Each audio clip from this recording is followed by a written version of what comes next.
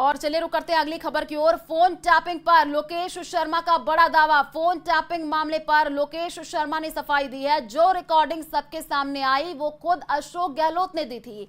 पूर्व सीएम ने recording media में सर्कुलेट करने को कहा था। वहीं उन्होंने ये भी कहा कि सचिन पायलट प्रदेश नेतृत्व को लेकर के अपनी भावनाएं पार्टी आलाकमान तक पहुंचाना चाहते थे। जब वह और उनके करीबी लोग हाईकमान से मिलने जाने की योजना बना रहे थे तो उनके और सचिन पायलट के फोन टैपिंग पर लगा दिए गए।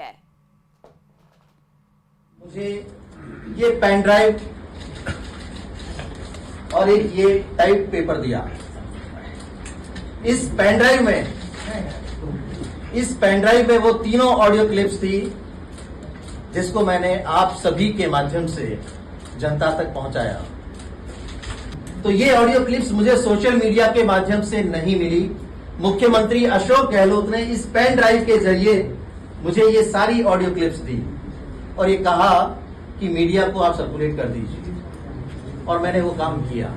अगले दिन अखबारों में जिस तरह से खबरें छपी और सभी को ये घटनाक्रम पता है कि जैसे ही ये ऑडियो क्लिप्स रिलीज हुई उसके बाद मुकदमे दायर हुए और जो सारा घटनाक्रम था कि किस तरह से खरीद फरोख्त की बात की जा रही है, कौन लोग हैं जो सरकार गिराना चाहते हैं, क्योंकि सीधे तौर पर केंद्रीय मंत्री गजेंद्र सिंह जी को इसमें इन्वॉल्व किया गया और ये आरोप लगाया गया कि बीजेपी के लोग सचिन पायलट के साथ मिलकर या बाकी के और जो विधायक हैं उनके साथ मिलकर सरकार को गिराना चाहते हैं। ऐसी मंशा थी ये साबित करने की कि इस पूरे खेल के पीछे भारतीय जनता पार्टी है, जबकि वास्तविकता ये नहीं थी।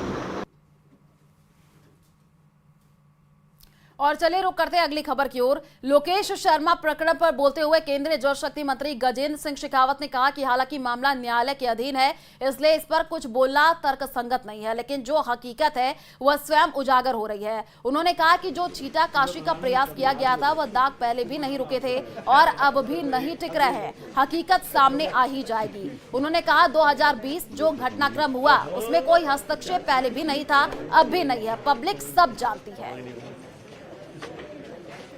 मेरा बूथ सबसे मजबूत, इसके तहत आज केंद्रीय जल शक्ति मंत्री गजेंद्र सिंह शेखावत अपने निज आवास के आसपास की जो कॉलोनी है वहां गए हैं और वोट मांगे हैं। क्या कुछ है जनसंपर्क? क्योंकि भारतीय जनता पार्टी में प्रत्येक कार्यकर्ता, चाहे वो किसी भी स्तर तक कार्य कर रहा हो, संगठन का निर्देश है कि हर व्यक्ति को अपने बूथ की जिम्मेदारी लेनी चाहिए और हर व्यक्ति को अपने पन्ने की जिम्मेदारी दी गई है कि पन्ने पर जो 30 वोट हैं उन 30 वोट को कास्ट कराना उसी की जिम्मेदारी है।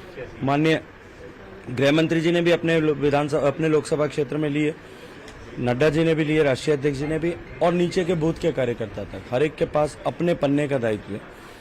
मैं क्योंकि इस बूथ का निवासी हूँ तो बूथ के हर घर तक जाना और पन्ने के जो 30 वोट हैं उनको हर एक को वोट कास्ट कराना मेरा व्यक्तिगत जो है कर्तव्य है। उसके लिए मैंने आज सबके साथ मिलकर के हमने सामूहिक जनसंपर्क किया।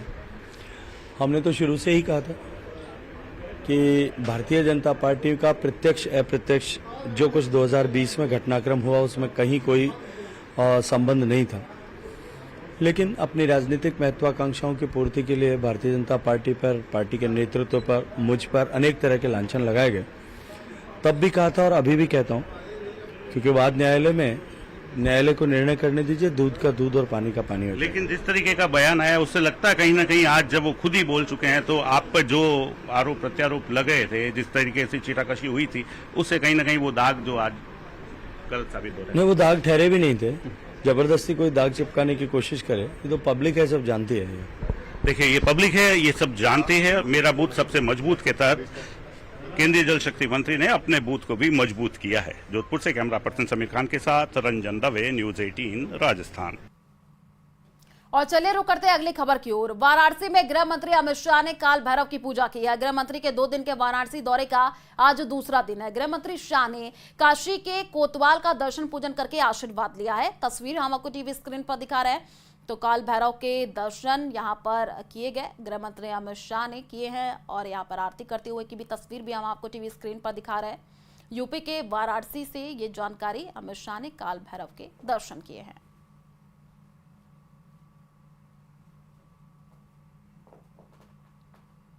और चलिए रुक करते अगली खबर की ओर। अमेठी की लड़ाई अब जीजा साले पर आ गई है। दरअसल केंद्रीय मंत्री स्मृति ईरानी लगातार राहुल और रॉबर्ट वाड्रा पर हमलावर है। जगदीशपुर में जनसभा के दौरान उन्होंने जीजा साले वाला मुद्दा उठाया और जनता को जो संदेश दिया उसके मायने समझते हैं।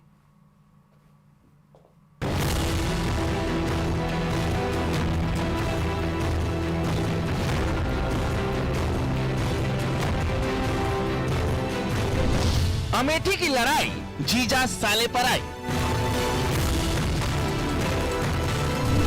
कभी राहुल की डिमांड, कभी वाड्रा के पोस्टर। अमेठी के रण में कांग्रेस को कंफ्यूजन क्या?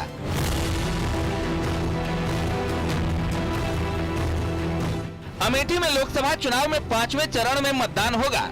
अमेठी में बीजेपी ने स्मृति ईरानी को मैदान में उतारा है। कांग्रेस से कौन होगा, इसको लेकर कयास लगातार लगाए जा रहे हैं। अब अमेठी में रॉबर्ट वाड्रा के लिए पोस्टर लगाया गया है। अमेठी लोकसभा में धीरे धीरे सियासी पारा बढ़ता जा रहा है। ये तस्वीरें आप देख सकते हैं, ये अमेठी का कांग्रेस कार्यालय है और यहाँ पर साफ साफ पोस्टर लगाए गए हैं कि अमेठी की जनता करे पुकार, रॉबर्ट वाड्रा अब की बार, निवेदक अमेठी की जनता। इस तरीके से कई पोस्टर लगाए गए हैं। अमेठी केंद्रीय कार्यालय पे लगाए गए हैं, बस स्टैंड पे लगाए गए हैं, सड़कों पे लगाए गए हैं। इसके साथ ही गौरीगंज स्थित केंद्रीय कांग्रेस कार्यालय पर भी ये पोस्टर लगाए गए हैं। अमेठी के कांग्रेस कार्यालय और गौरीगंज के कांग्रेस कार्यालय समेत कई जगहों पर रॉबर्ट वाड्रा को अमेठी से चुनाव लड़वाने की मांग को लेकर पोस्टर लगाए गए हैं। पोस्टर में लिखा गया है, अमेठी की जनता करे पुकार, रॉबर्ट वाड्रा अब की बार। जबकि चंद दिन पहले ही राहुल गांधी के पोस्टर लगे थे, जिनमें बिन राहुल अमेठी सून की बात लिखी गई थी। कांग्रेस के इसी कंफ्यूजन पर केंद्रीय मंत्री स्मृति ईरानी ने तगड़ा कटाक्ष किया है। कांग्रेस के कार्यकर्ता रॉबर्ट जी को मांग रहे हैं, जीजा जी को मांग रहे हैं, पहले साले साहब को मांग रहे थे। उनका जीजा हो या साला, अमेठी में हर वोटर है मोदी का मतवाला, भैया भूल जाओ। सही कह रहे हैं, क्योंकि जीजा जी आएंगे तो सुरेश सबको, और जीजा जी की नजर जगदीशपुर पे है, कहीं डर है। जीजा जी आएंगे तिवारी जी तो बात से कागज छुपा लेना। स्मृति ईरानी ने कांग्रेस, राहुल और रॉबर्ट वाड्रा पर जमकर निशाना साधा। उन्होंने कहा कि राहुल गांधी के जीजा जी से जगदीशपुर के हर गांव, हर घर, हर व्यक्ति को अब अपनी संपत्ति के कागजात छुपाने की जरूरत है। लेकिन चिंता करने की एक बात जरूर है, राहुल गांधी को आए या ना आए, उनके जीजा जी के मुख से मैंने जगदीशपुर का नाम जरूर सुन लिया है। इसलिए जगदीशपुर की जनता तो सावधान हो जाए। अगर जीजा जी को जगदीशपुर से ध्यान में आ गया है, इसका मतलब एक एक गांव, एक एक घर, एक एक व्यक्ति अपना खेत का कागज छुपा रहे। अमेठी पर कांग्रेस की कंफ्यूजन ने बीजेपी को हमलावर होने का मौका दे दिया है, जबकि कांग्रेस नेता अपनी पार्टी के बचाव में जुटे हैं। अमेठी वालों, अमेठी के किसानों, अपनी जमीन जायदाद के कागज को बचा के रखना। अब रॉबर्ट वाड्रा आने वाले हैं, ये मैं नहीं कह रहा, ये कांग्रेस पार्टी के पोस्टर कह रहे हैं। भैया तो डर चुके हैं और कुछ लोग रायबरेली का मैदान भी छोड़ चुके हैं, पर अमेठी में दामाद जी को भेजने की तैयारी हो रही है। मतलब कि राहुल जी भी मानते हैं कि अमेठी जाने की उनकी स्थिति नहीं है, क्योंकि वहां पर रायबरेली में और पूरे उत्तर प्रदेश में इनकी राजनीतिक विरासत ही खत्म हो चुकी है। स्मृति ईरानी जी, हमने तो बहुत मेहनत से राजीव जी, सोनिया जी, राहुल जी ने अमेठी को सजाया था, रोजगार दिए थे। आप ऐसी सांसद निकली जिसके समय में जो यहाँ रोजगार देने वाले फैक्ट्रियां थी बंद हो गई।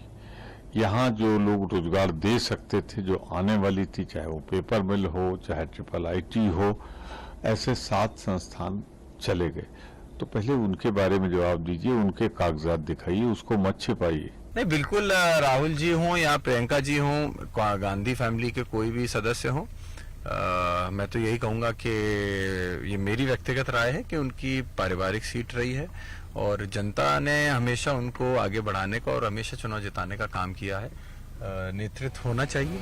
बहरहाल अब तक कांग्रेस की ओर से साफ नहीं किया गया कि अमेठी से राहुल गांधी चुनाव लड़ेंगे या रॉबर्ट वाड्रा, लेकिन सूत्रों का दावा है कि वायनाड में वोटिंग होते ही राहुल गांधी के नाम का ऐलान हो जाएगा, क्योंकि कांग्रेस के इंटरनल सर्वे में भी राहुल गांधी के वापसी के इशारे मिले हैं। Bureau report, news 18।